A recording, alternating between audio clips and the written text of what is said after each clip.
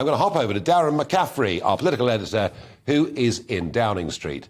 Darren, Parliament sitting tomorrow, and some pretty strong speeches, some pretty powerful speeches, I thought, in the House of Commons today. Yeah, indeed, Nigel. We had this special session of Parliament that started at midday today, and after a minute's silence from MPs gathered in the Commons chamber, and it was rammed, I can tell you. I was in the press gallery for it, and we heard first of all from Liz Truss, who gave a speech, who again reiterated those words that we heard outside Downing Street last night, that the Queen Elizabeth essentially had been the rock on which modern Britain had been built. But actually, in many ways, the most impressive speeches, the ones that I think were pitch perfect during the tributes that we heard to Her Majesty the Queen, actually came from Boris Johnson, who paid tribute to the monarch, but also was quite funny at times.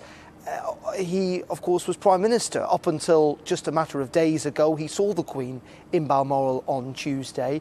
And Theresa May as well, who gave, I think, possibly the best speech I've ever seen her give in the Commons.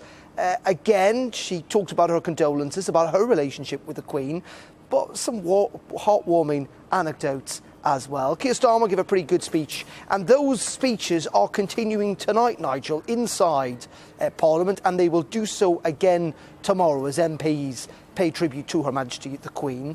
Interestingly, Liz Truss also had her first audience with the new King today at Buckingham Palace. It was around mid-afternoon that she left Downing Street, travelled that very short distance to Buckingham Palace. It lasted for around 20-30 minutes. Now, we've no idea what was said during that first meeting, though we got a sense from the pictures that have just been released, actually. But as Theresa May said, it is one of the few meetings the Prime Minister can have where it's guaranteed that none of it will leak to the press. Though the Prime Minister has just returned, actually, to Downing Street in the last couple of minutes or so, having attended that memorial service at St Paul's Cathedral. Just briefly, Nigel, the key moments tomorrow are, of course, that Accession Council that's going to meet at 10 a.m.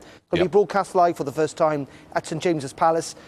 The Privy Council, including the Prime Minister, will be there. And then a special meeting tomorrow afternoon of the King, the new Prime Minister and the new Cabinet will take place. Historic times, but a reminder of the importance that the Prime Minister and Parliament play in our Constitution at a time when the monarch changes hands.